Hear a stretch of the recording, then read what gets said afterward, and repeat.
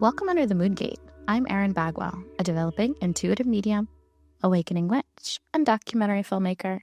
I'm sharing what I'm learning about living from the dead with stories and interviews to inspire us to find the magic within. Everyone, we are TikToking on the countdown. We're getting close to Christmas. We're getting close to the solstice. Things are happening. And in honor of these happenings, I have a wonderful conversation for you with the wonderful Georgia Wall, who calls herself the ceremonialist. Now, Georgia is a gal that if you have something in your life where you need a little bit of tenderness and you need a little bit of sacred energy around a transition, an event, a happening, a celebration. You know, we celebrate our birthdays, we celebrate our weddings, but there are things that happen in our lives that are quite meaningful, but maybe don't have the fanfare that they deserve. And so Georgia creates ceremonies for individuals and allows them to really pause and process something. And not only does she do that, she offers a couple of other really beautiful offerings of conversations, of readings of sorts, of holding space for a couple of months in a transition. She shares about a workshop she's doing this winter. So Georgia is really one of my most magical friends, as I tell her in this interview. And we were coming together to talk about the rituals of the season. However, we are both very much in the thick of our motherhood journey. Georgia has two 3.5-year-old twin girls. I have a 3-year-old and a 6-year-old. And we are really in it, right, in our motherhood journey. And so this conversation really becomes a beautiful holding space for talking about motherhood, talking about how our spirituality is not represented in mainstream education. We talk about the decisions that we make and how we support our children's growth. And it's a really winding and beautiful conversation. And we got so into it, I forgot to even give her my greeting of welcome under the moongate. We were bulldozing right off the bat. So please enjoy this conversation with my friend Georgia Wall. How's your morning going? It's going well. It's going well. I have a really nice little ritual of walking the girls to school, and then I take the long way back, which is Mm. along the graveyard. And it's like a 10-minute walk, but it cuts through what feels like like distinct energetic Yeah, spaces. vortexes. Yeah, Yeah. which happens, I feel like, in cities where things kind of Mm. can change quite quickly. Yes. Um, but it's nice to take the morning walk by the graveyard. And how old are the girls again? They're 3.5. Wow. Okay. Yeah. Yeah. And it definitely feels like we're in a new stage. Mm. I mean, it's like the cliche that people always say, where it's like your children are your teachers. Hmm. But like many cliches, it's so true. Yeah. And they have supported me, I think, in evolving spiritually so much. Mm. And now that they're at this new stage where I'm like, and now it's no longer just about my spiritual growth or them as teachers, but they are kind of emerging as their own Hmm. spiritual soul beings. I mean, they Yeah. always, of course, have been, but now I'm really Yep. in more of a dance. Like, I'm like, this is Mm. now a co-creation. It's no longer like you're my teacher and you're kind of just an orb of energy. Like, now you have questions. Now you have like ideas. Mm. So that's what 3.5 has started. That's how it feels right now, at least. Amazing. Yeah. Yeah, it's so interesting and I do love, and we'll touch upon it, but I do love kind of how people are sharing or, as you said, kind of take note to what feels right. I was actually just looking at some winter solstice rituals, and a couple of them I was like, no, no, no. And then I read one of them and I was like, oh, I can't wait to do that. Like it sparks Mm. something in you that really, lights you up. And it's so personal. And we obviously can follow our internal compass, but for our children, it's about allowing them to explore the power of knowing themselves, which is Yeah, quite complicated, obviously, because they're such it an extension really, of us. And how were right now, you? What were, I know you had mentioned previously that you were not raised in the church, right? Were you raised atheist or what was your, atheist. I mean, I think I've said this and before. did your parents come from anything? Yes, my mom went to Catholic school her Okay. whole life, and I think Mm-hmm. really had a did have a negative experience Yeah. with it, and kind of is like allergic to the word God. Mm-hmm. Though she does like gravitate, we actually have family in Italy, and I have very clear memories of being in Italy in the summer, and my mom like always lighting a candle in the church for her Mm-hmm. father, and I think she has a complicated really or she's drawn to some aspects of frankincense, like some of the textures I think of It's the so church. She still embedded. feels Yeah. it's yeah. I my husband and I talk a lot about this because we were both raised Catholic and went to Catholic schools. And I feel like when people ask me now what I am, it's like obviously I'm a very spiritual person, but I can't erase how I was raised. Yes, And it's yeah, so embedded in your body and in your mind and in your concepts and you know good things and bad things as well. So it's very complicated. So that's why I yeah. want to know what your parents were because I feel like you hold it in a I certain way definitely too. feel like there is like generational Catholicism like pulsating. I mean, my dad is Irish, my mom's Sure, Italian. It's sure, like, and sure. actually my mom's her her great grand no, her grandfather was from Syria, but also Christian. I feel Mm, like there's a lot of like it's in me, and I yeah. see the way I orient to the world with it. I mean, it's the moral compass that It's also part of our American culture in such a big way too, for better or worse. We have to learn a lot about it to be part of culture. So completely. I'm it's also very much confronting that, like with my daughters mm, being in.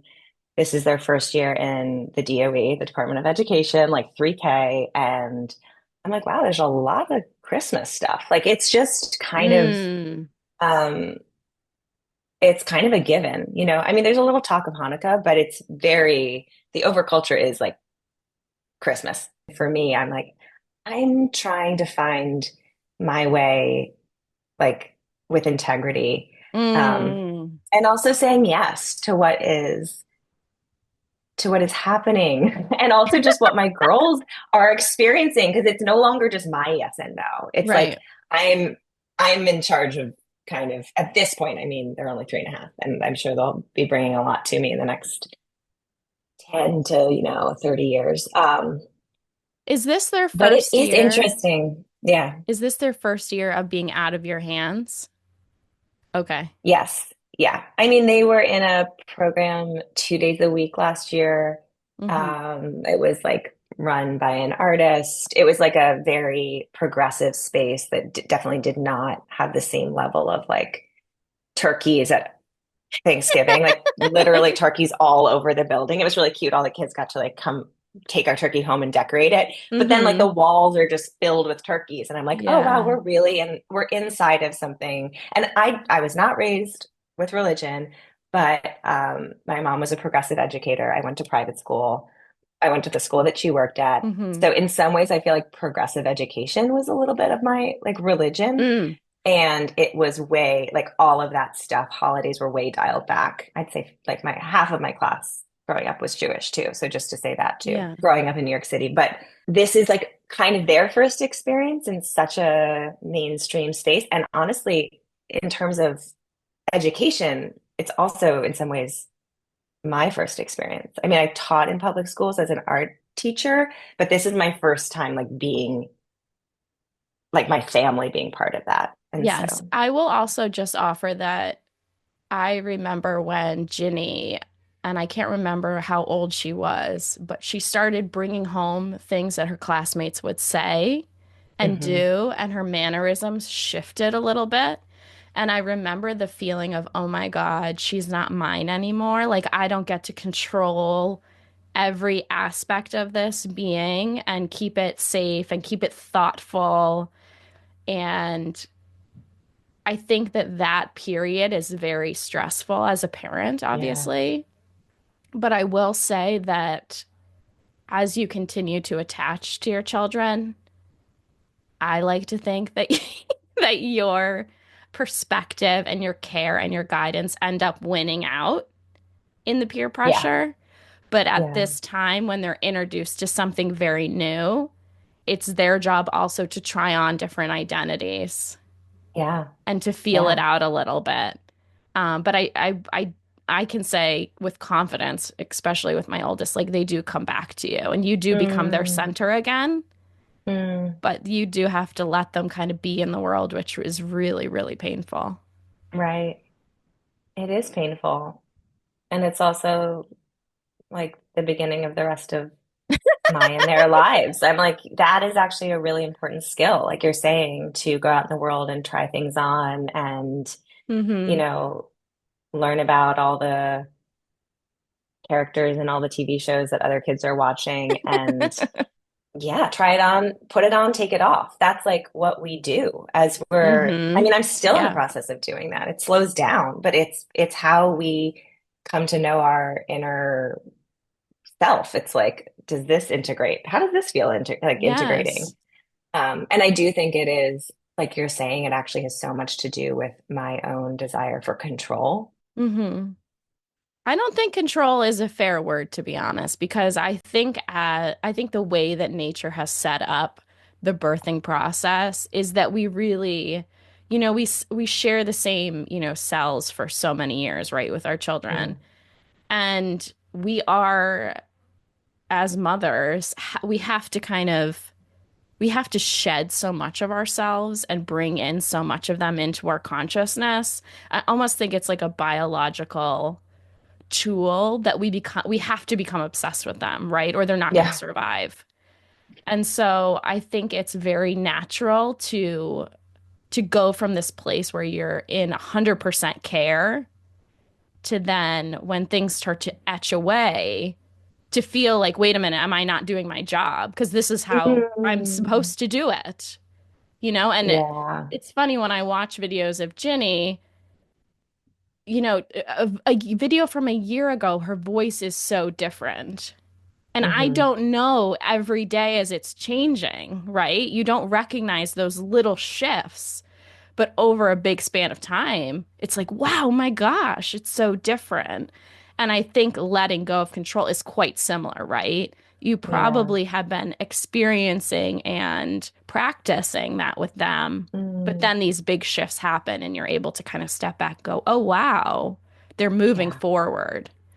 I Yeah. mean, it's such a extraordinarily complicated It web, really right? is. Yeah. Yeah. No, I really appreciate that framing though. Yeah, it's like it's control. It's not control or, It's survival, it's I it's think. survive, right. You're like, this is my job and now am I not doing it? Like I literally when I took them when I first brought them home from school, I was like, they smell different.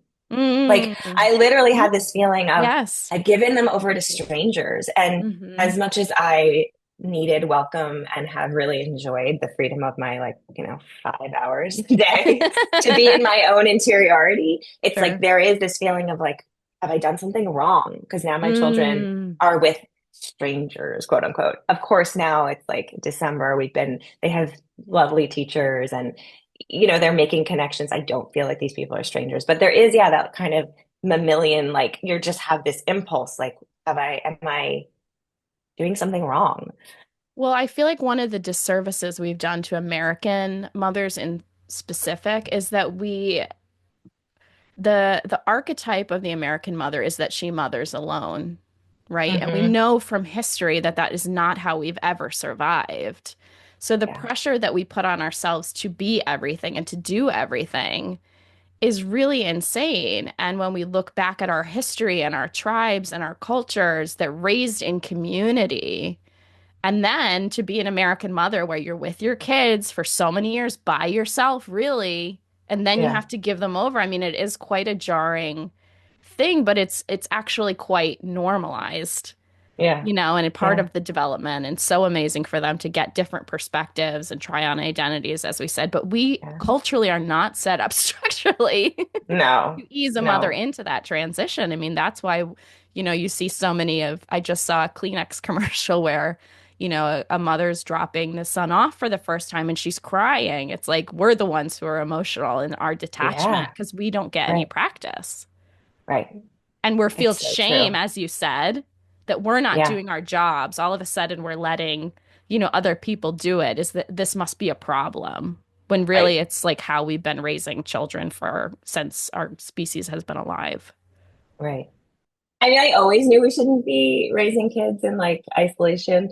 But as soon as you have a child, it's like you somatically know, and Yeah. I'm very grateful that I live near my mom and she's a huge part of both of my parents are a huge part of my children's lives. And I'm so grateful because, you know, it's really doing it alone doesn't make any sense Yeah. for them and you, like you're saying, it's actually Yes. just creates this whole kind of like attachment that is constructed and not supportive and not, Well, they should feel love from different people and they yeah, should feel appreciation and respect, and there should be a balance. There shouldn't be the be all end all with the mother. Like that puts yeah, too much stress on our relationship too. If you have a bad day and you're crabby one day, and like then all of a sudden the only person that's giving them love is withdrawing, and that's a natural part of obviously being a person.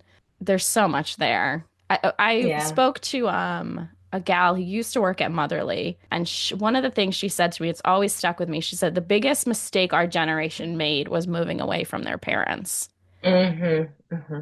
Because I feel like as millennials, I can speak for myself, there was this dream to move away to a big city, to do Hmm. something, to like take over the world, to be really ambitious in a way maybe our mothers weren't. And then once we were in our childbearing years, then all of a sudden the isolation becomes so deep and so strong. It's really something to think about. Yeah. No, I sometimes I think about leaving the city and I'm like, I can't. My support Hmm. system's here. It just feels so essential at this point. So tell me, I feel like I love where this conversation is going, but I would love to hear, are you, let's go into, I want to introduce Yeah. introduce you to people so they know a little bit more about your work and kind of where you're Yeah. coming from. So I would love for you to kind of share where you're at with it now. Yeah. And then I'd also love to know kind of how you're in balance with incorporating work while being a mother, because Hmm. that's something I will be taking notes on. Yeah, I have questions for you as well. Um, and I'll share about my work, but I was reflecting yesterday about your journey and like the work I think I see you doing, the work I'm doing, and I do feel like there are some similarities, and I feel like it's, of course, always influencing and being influenced by my role as a mother, and I'm sure it's the same for you. So I'm a ceremonialist. I work with individuals and groups to create ceremonies around life events and transitions. And that can be kind of the traditional things you think of, a wedding, a memorial, a baby blessing. But I have come to find actually in my years of working that I'm more often working with people around subtle or more internal transitions. So a creative impulse that wants to come through, or the ending of a creative project, or a spiritual transformation or evolution, the end of a romantic relationship, the end of a career. So really any life event or transition that needs to be honored and held with some reverence.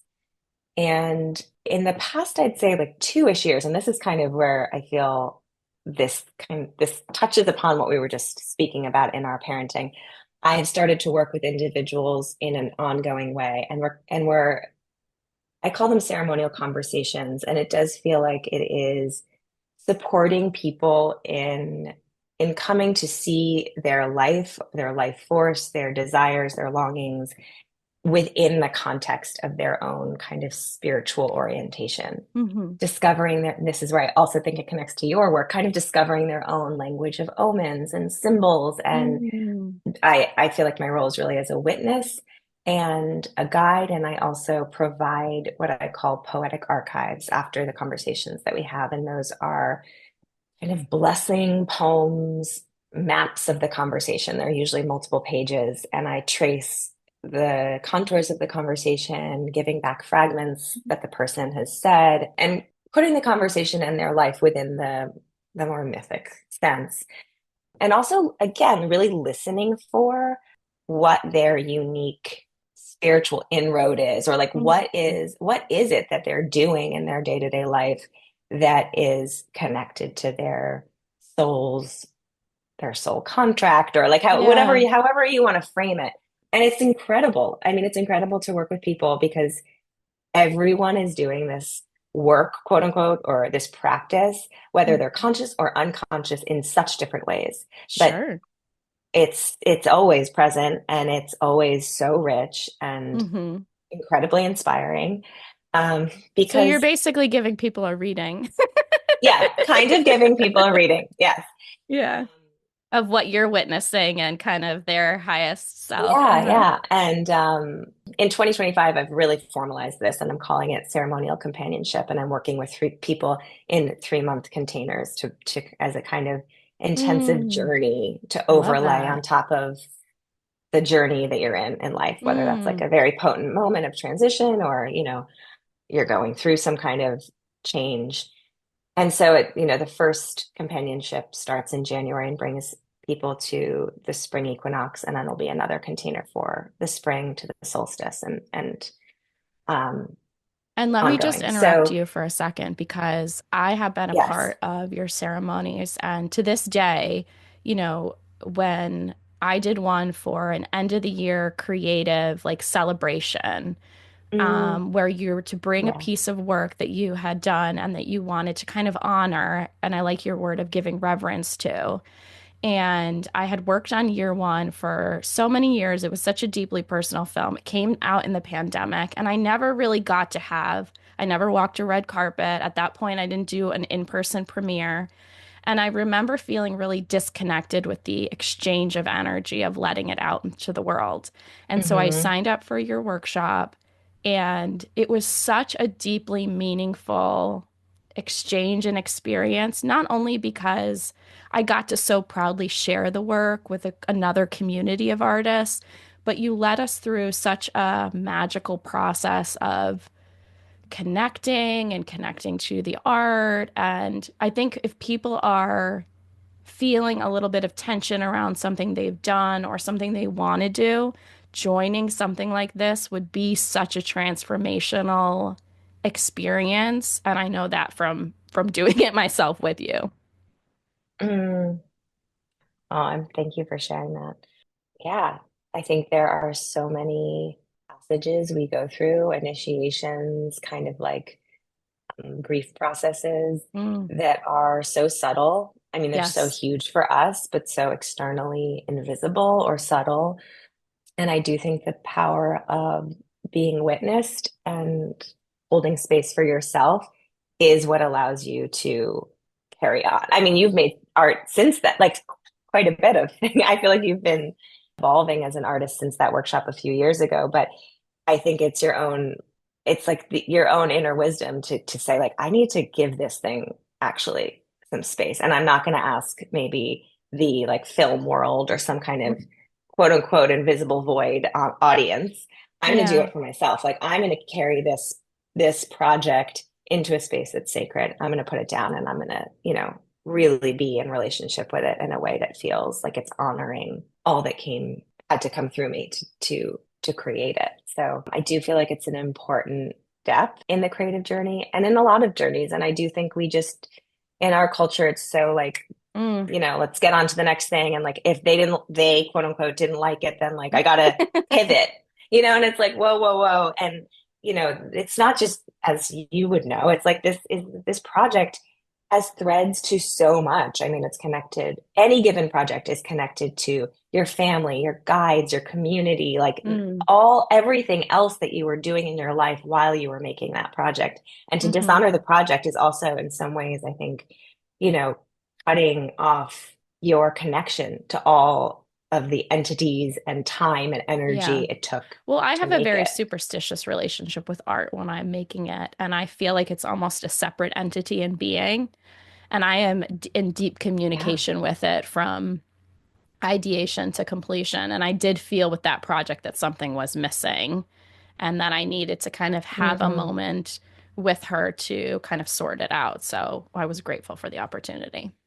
I think that's in some ways the best way, not the best way. It's a wonderful, rich way to approach something we produce because oftentimes we treat ourselves worse than we treat others. So if you can make the art or the thing other, Mm, it yeah. allows a kind of care and tenderness that sometimes is most challenging to give to ourselves. So I think it's a really healthy practice. I feel like that's the only way I've ever been able to create because Mm, I cannot keep I mean, and obviously my identity is tied to it and I have a relationship to it and most of the time I'm in my work, but I really do think it's a separate, almost like a spirit or an orb, or it's a separate entity that then is with me hmm. and I'm in service of it. That's how I Beautiful. create. It's like, what can I do for you? How can I serve the story? That was a big mantra for Dream Girl is serve the story. Mm. But Mm. I do feel a distance, a separation. Yeah. Yeah. So tell me how you're doing ceremonies, you are doing these witnessing, these reflections. How does it fit into being a mom? Hmm. How do you structure your week? Give us Yeah. some logistics of how you get into the space because I know for me it can be quite hard to be in one place and be in another place and it's complicated, right? We need to give a certain amount of attention to our work. Yes. Yes. It is complicated. It's also, I do think I'm in a process of really trying to get out of the habit of pitting one against the other.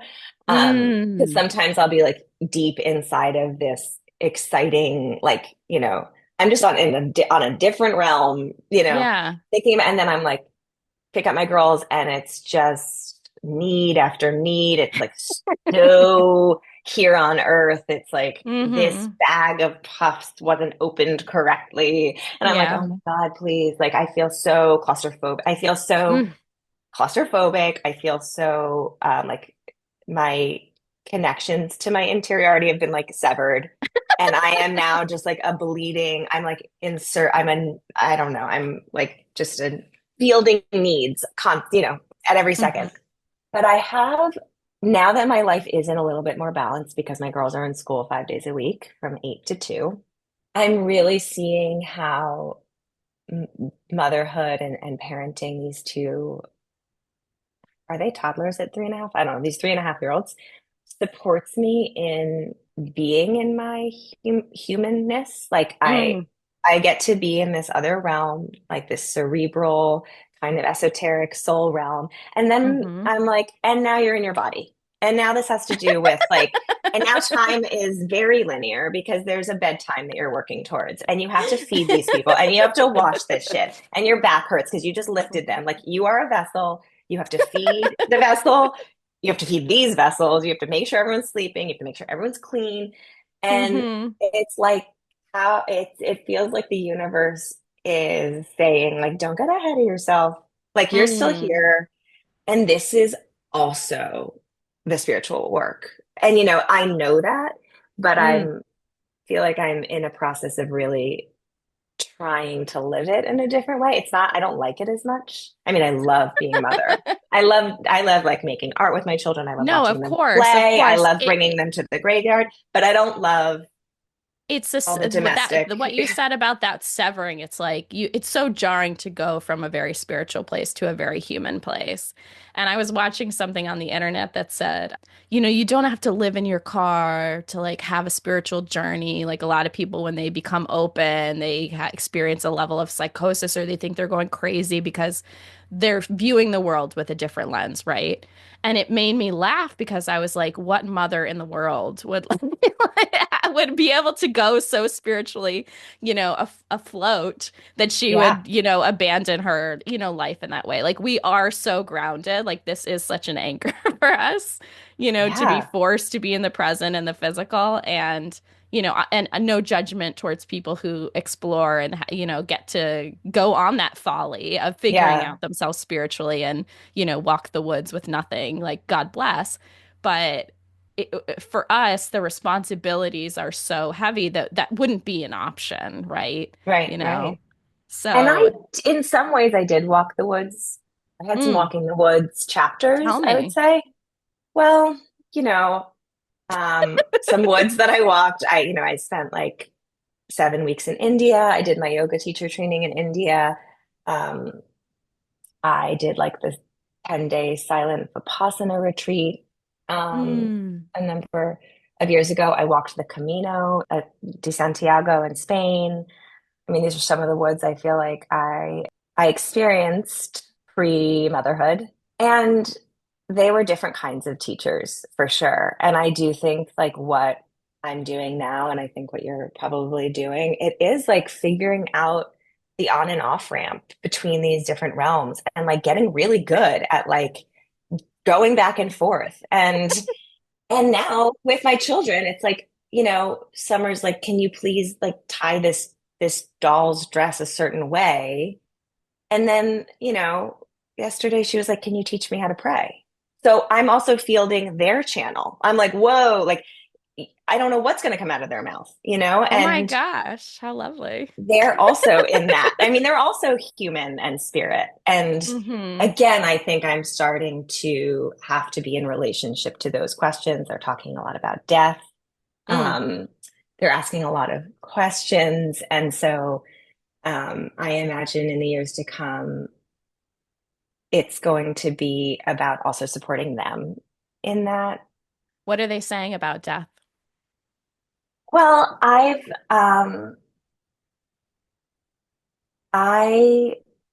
kind of started introducing death. I don't know. At first, we read it in a book, Do your and then I kids was like, watch TV at all?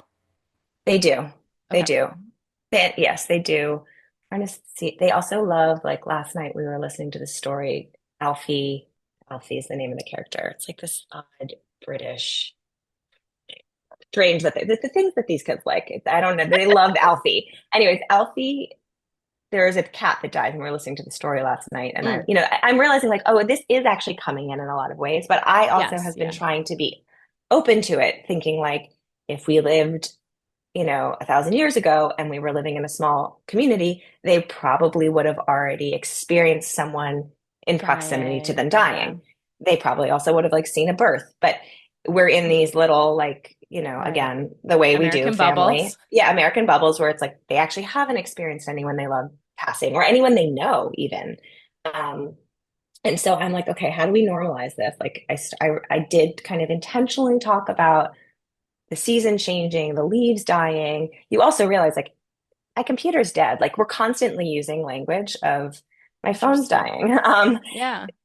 So I was like, okay, so how do I integrate this? And we were walking in our stroller a few weeks ago, and I saw a dead bird, and I like stopped the stroller and got them out. I was like, teachable moment. Um, but I've noticed they're really like taking to it, and they're asking a lot of questions. I overheard them a week ago having a conversation. So my daughters are twins, and they are Geminis, and they chat constantly.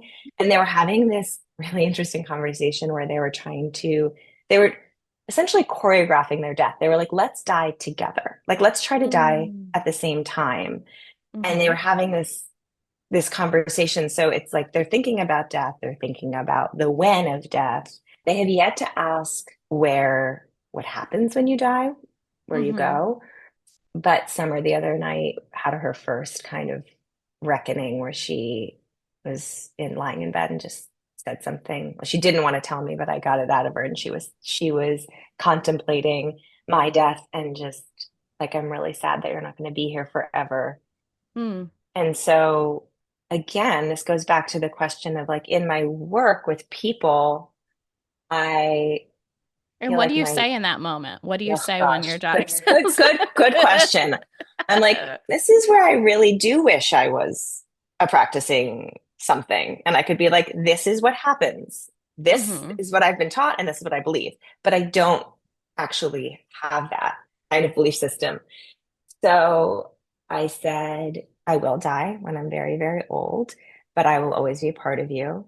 This I do remember my mom telling me because Mm. I'm inside of you and you're inside of Hmm. me. And so I'll always be with you. And I also said, and this I believe, even though I don't know for a fact, Hmm. I do know somehow, I will always be with you. I will always be what I will always be able to speak to you through the trees and the sky, and you'll always be able to feel me if you want to feel me. Like I will always be with you. Hmm. And I think it makes me emotional. It's like as a parent, as a mother, it's like I don't know a lot of things, but I fucking know that. Like it's like I'm like I'm not going anywhere, and Yeah. it's like, I know that. And who knows if Mm. I'm right, but I'm pretty damn sure I am.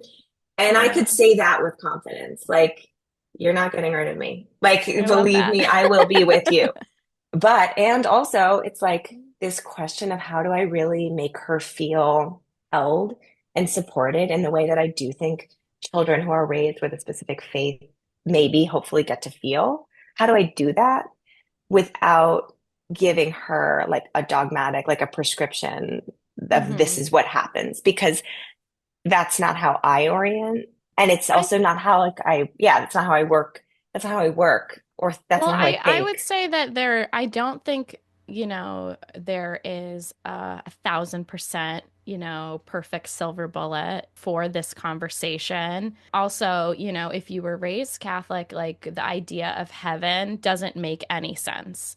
I know from my husband who lost his mother very young that that idea can be quite confusing for children. And so I don't Mm, think that's necessarily the like having a specific religion to associate that has themes that adults understand isn't always translatable for mm. children. You That's know, good to hear because I was like, oh, if I just could tell them about heaven, no. this conversation would be short and great. Sweet. And it's No. so, well, then they think that's a physical realm, and there's a confusion Right. around how they get there, or it Mm, doesn't really make sense. Like I know with Molly Shannon's memoir, she talks about, the priest not telling her that her mom died. They just said she's in heaven, and her being so oh, young and being like, well, how do I get there? Like it doesn't, what does that mean? So I don't think there's a perfect conversation. I know we we follow the Sesame Street rule, which ooh. is like your body stops working. And, Mm, unfortunately or fortunately, because my husband's mother has passed, we've been to the graveyard with Ginny and said, this is where your grandmother lies. So we right. have a physical place and space and Mm-hmm. conversation. But in my family, just to share what we do, I'm a huge believer in signs. And when we were at the grave the first time with my daughter, who's named after Sal's mom, we saw a ladybug. And so anytime we see ladybugs, we know that that's a sign from Virginia and that she's Mm-hmm. coming and that she's speaking to us and that so it's interesting now when people pass in our lives, Ginny goes, well, what's their sign? She Mm, beautiful. Yeah. associates feathers with my Aunt Karen. And it was really sweet when my father-in-law's brother passed. Ginny approached him and was like, well, what do you think your brother's sign's going to be? Amazing. You know, Yeah. she, I feel like I've been a little too loosey-goosey with death, to be quite honest, because of my line of work, I guess, where, I do wholeheartedly believe we can connect and communicate and that they are with us and they are guiding us. And so I think, Ginny specifically has a really open-hearted Hmm. view of it. And and I will say developmentally, it's normal for them to worry about you. It's normal for Yeah. them to, wonder where you're going to go or not be cared for in that way. Yeah. That's a part of development that'll take some kind of processing. And it's a part of that separation that we've been talking about, right? Of all of a sudden, like, I'm going to be a whole entity without you one day. What does that Right. mean? Right. And If that's a you go, who's reckoning. going to give me my bath? Like that's Yeah. literally, it's just so, it's so concrete. Actually, their dad gives them their bath. Credit him. But who's going to give me, right? Who's going Of to keep me course, safe? who's going to be the mother? And we know obviously from the world and from stories and that reckoning will stay with you as an adult too. I mean, knock on wood, my mother is still with us, so I haven't had that experience. Yeah. But we know that the grief of losing a mother is, an extraordinary human experience. Hmm. Yeah. And how to, comfort her and say, like, I am your mother and I will be taking care of you for a long time. And there are other mothers, like, there's Mother Earth. There are systems that can hold you beyond Mm, me physically. And I do think that is something I personally, in my spiritual journey, have been trying to come to really know, not just like think, but actually, how do I, you know, embody, like, how do I let that in on a mm. soul somatic level of like, Say more about that. That's interesting. well, I'm extremely close to my mother. And I think that feeling of like she is my lifeline lasted longer than was probably healthy. I would say it's still Hmm. there. I'm also dyslexic. She was kind of I used to call her like my seeing eye dog, as like Mm, she read to me through high school. So she literally supported me in functioning in the world. yeah. When I think some people, it's like, you get to age 7 or something and you can like dress yourself and feed Hmm. yourself and there's a sense of independence. I think there was a delayed sense of independence and therefore that Hmm. connection remained really strong. And I do think there is so much tenderness. I mean, we have such a beautiful soul connection, me and my mother, and I wouldn't change it for anything. And I also think there's so much fear when you're so dependent on anything or Mm, anyone.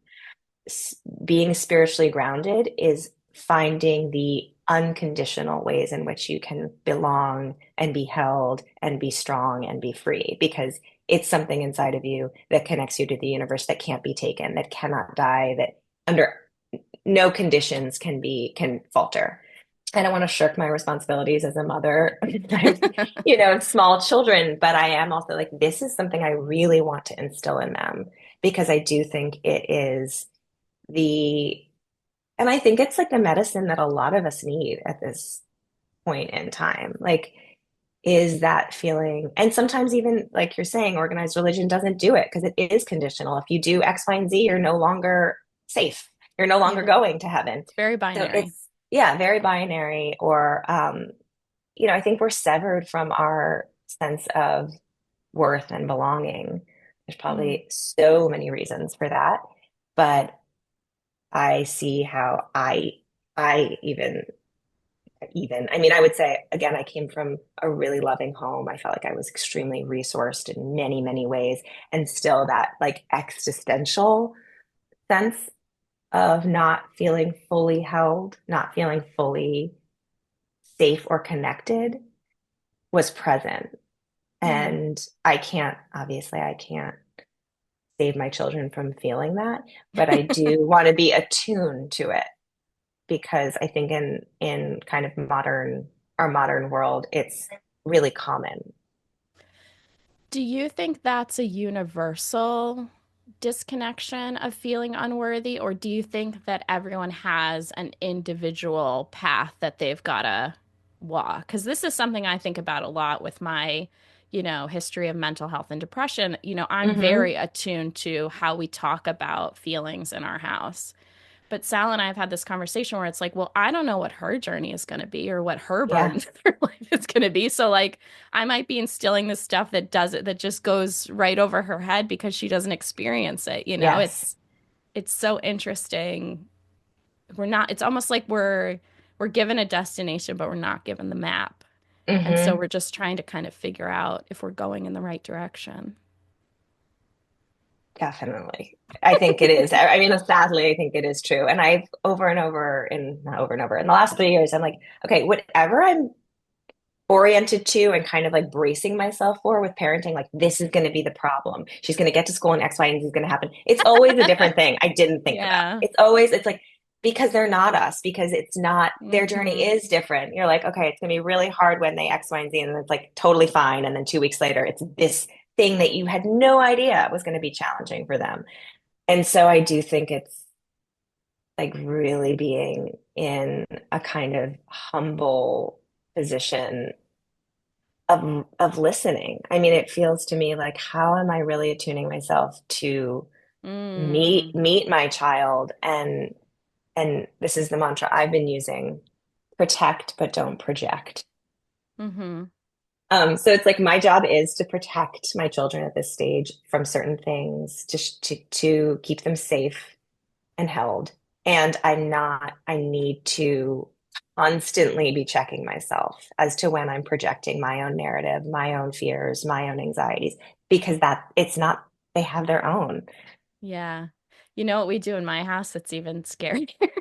I ask them what I'm doing wrong. Ooh, I say, am I on my phone too wow. much? Was Mm, was mommy too mean today? I ask them for feedback. I know that's your kids are probably incredible. too little to to give you Oh, radical I'm feedback. sure they'd give me some feedback. But my 6-year-old, let me tell you, she lays it down and she's like, okay, Really this is what we got to work on. incredible. And I go, okay, all right. Like to receive criticism for your That's amazing, parenting Erin. I is, love that. I mean, it's so brave, it's so honest, and it's so it I feel like it speaks to actually your trust in the intimacy. mm. Well, I think it's just that I feel like, again, being in the woods without the map, I really I want to serve her and I want to serve the relationship. And I most of the time don't know what I'm doing Yeah. or if it's landing or what feels good. And so it's, I guess your word trust feels right of just allowing her to tell me, Hmm. what's going on and how we can continue to strengthen. And I think also we come from, every generation learns more about parenting and I mean, the Right. memes and what we pick up on Instagram. I mean, all these things, we have all these different tools and these different mindsets just collectively and spiritually. And I really don't like the idea that as a parent you're the authoritarian or you're the master of the house. I like and my mother will criticize me for this of like giving them too much power or too Hmm. much credence and I understand there's a balance, right? I still have to make rules and I can be very strict at times too. But I like the parenting being a dialogue Yeah. of a conversation of, how's it going and is this working? You know? It's And beautiful. it can I be think, very scary. Like, don't get me wrong. yeah, Like it I'm is a sure it's, vulnerable place to ask your, child if you've been on your phone too long or what we can do yeah. to like reset because that's definitely my biggest or what I perceive to be my probably worst quality as a parent is being addicted to my phone. Mm-hmm, hmm. Oh, I have some qualities that I also struggle with. I feel like mine is that like I never sit down. I think Mm, like my husband will come in and like sit and they'll like gravitate towards him. And I have this belief that I always need to be, I'm like, I can't do mm. this because I have to be cleaning and I have to be, Right. I'm So like, much to to keep do. this ship going, I'm not going Yeah. to be sitting down, but like I do notice they long for me to just be stationary so they Mm. can, Climb on you.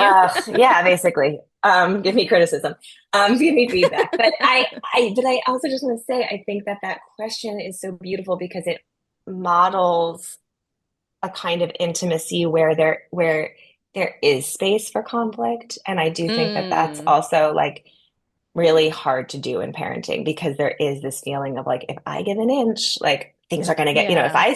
allow them to criticize me, I'm going to lose all this, like the house of cards is going to fall. But again, Hmm. this kind of trust, and also just like your intimacy is growing because there's this exchange, because you can have hard conversations.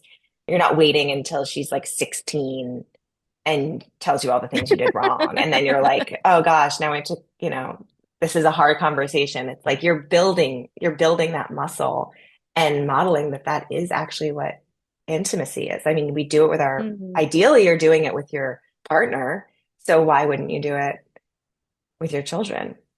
Yeah, and I will give my mom credit for that too, because her and I actually growing up would call her by her first name for some reason. And we have a I love very it. strange relationship, but it's very based in friendship and obviously still now.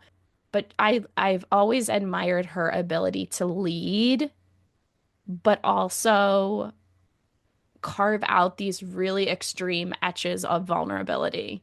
Like Mm, she's, been a principal before and been in these, high leadership positions, but she doesn't ever lead from a place of like everybody away from me. Like her goal as a mm, leader is always to bring people in. And what I've learned from her is that that trust builds loyalty and it yeah. builds community. And it also is just very fun. And so, as I've built teams and, worked with people and had the privilege of, being on set with 8 girls, it was never like Erin is the boss. It was like Erin is um I don't know even the word for it, but like I'm pulling people in. I want you to ask Yeah. questions when we're on set. I want everyone to feel invested in this Yeah. thing that we're building. And building that camaraderie and community is so exciting. And so I think subconsciously I've learned that from her. And now in my parenting, like I want them to be a part of their, you know, Hmm. the growth and the dialogue too. Yeah. Yes. And I think we were talking before this conversation, we were talking about, or when we talked about talking, we were talking about rituals and traditions. And I think that's like that exact thing of co-creation and bringing them in is how I'm hoping to create these new traditions or new rituals, like the winter solstice ritual. It's like to have it feel like it's not like this is what we do on the winter solstice. It's like this is what the winter solstice is. What do we do with it? And Hmm. how parenting can also be that. It can be so creative and it can be so um horizontal. And of course, they bring the ideas, you have to execute it because you're the adult. Probably the same on the film set. It's like Yeah. but there's that input and that there's that co-creation that I do think creates like people are invested. And I think Yeah. our children are invested when they see themselves in their home, like reflected back in your routines and your rituals and in your home. Yeah, and I think the important thing too to remember is I was thinking about our conversation about rituals, and a ritual is something that happens, in some kind of timeline format, right? It happens every year, it happens every month, or if you want to make something special, it just has to be repeated. Hmm. And if you want to make a memory, so it's interesting, like Sal and I used to go every year for New Year's Eve, we used to go to the Guggenheim. We used to go to the Guggenheim and then we used to go to this Italian restaurant that's next door because we always had off for New Year's. Hmm. And we went one year, then we went another year. And then, 7 years later, it's such a deeply sacred tradition and Mm. ritual that became part of our relationship. And, thinking about the kids, it's like, well, just start something or Hmm. acknowledge something and do it again. Yeah, and do it again. It could even be something that's a part of your ritual right now. You might not even recognize something that you're Hmm. baking or making together, like my mom loves a gingerbread house. She's doing that every year with the kids. It could Hmm. be something that is just that we acknowledge and they're repeated. I will say two things that I have just recently learned about that I'd love to share are I'm really obsessed with the birds in my neighborhood and I have a bird feeder and I feed them and I talk to them and I have like all this weird like relationship with these birds. And one of the things I read you could do for the solstice is create edible ornaments for the birds and then have your children decorate the trees.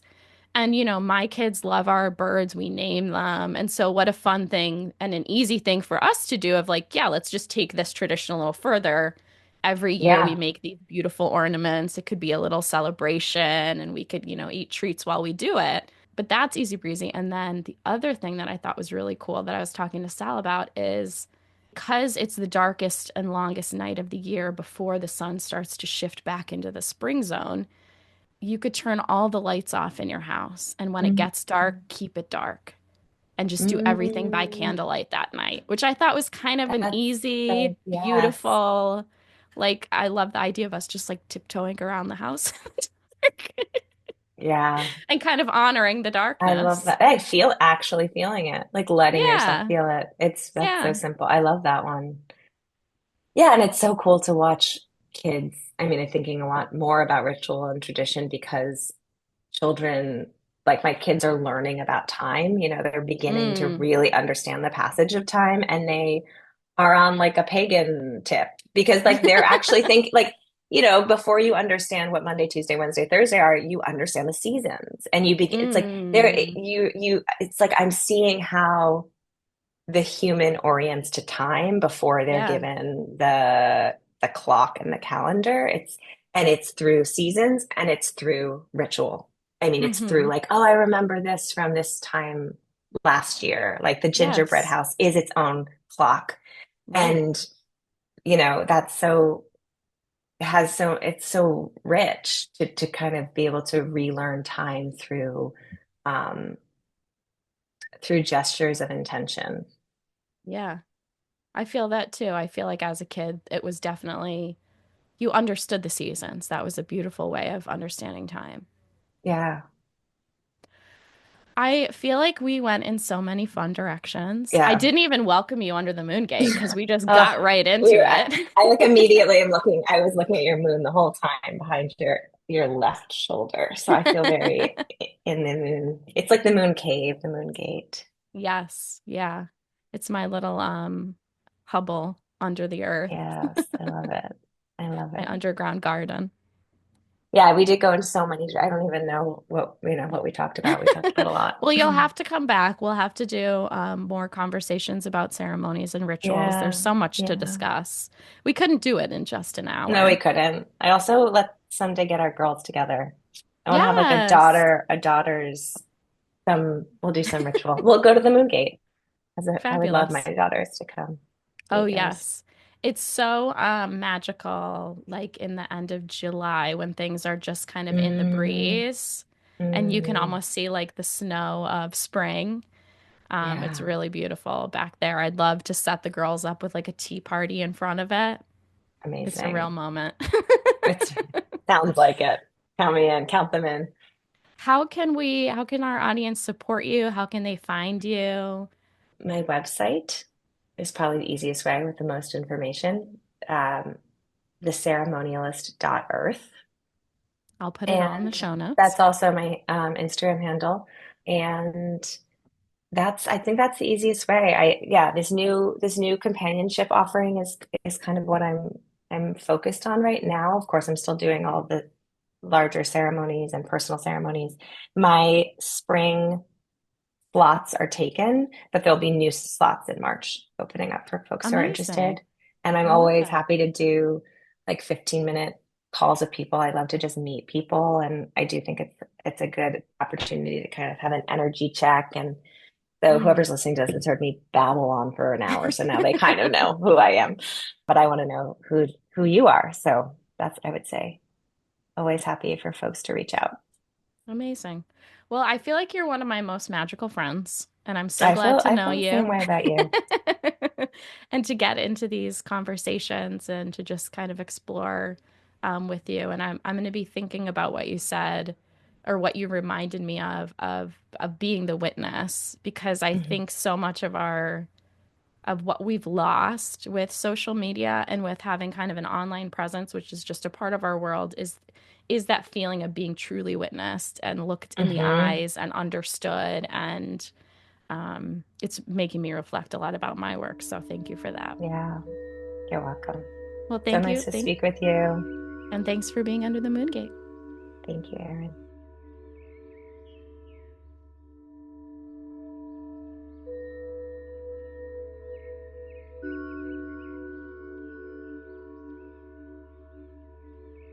Under the Moon Gate is produced and hosted by me, Erin Bagwell. To support my new documentary, The Resurrection of the Witch, about the forgotten goddess era, the burning times, and woman's quest for spiritual divinity, please consider becoming a paid Substack subscriber. And pass the magic along. Rate, review, subscribe, and share this episode with a friend. Thanks so much for all your support.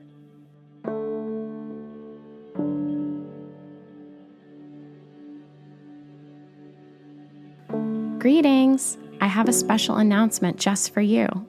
Join me Sunday, December 29th at 4 p.m. for an Under the Moon Gate New Year Intention Setting Workshop. During the workshop, I will lead us in a dream-finding meditation. We will journal to our inner subconscious and manifest together the seeds and goals for 2025. 2025. Tickets are free and online now at newyearunderthemoongate.eventbrite.com. I cannot wait to welcome the new year with you.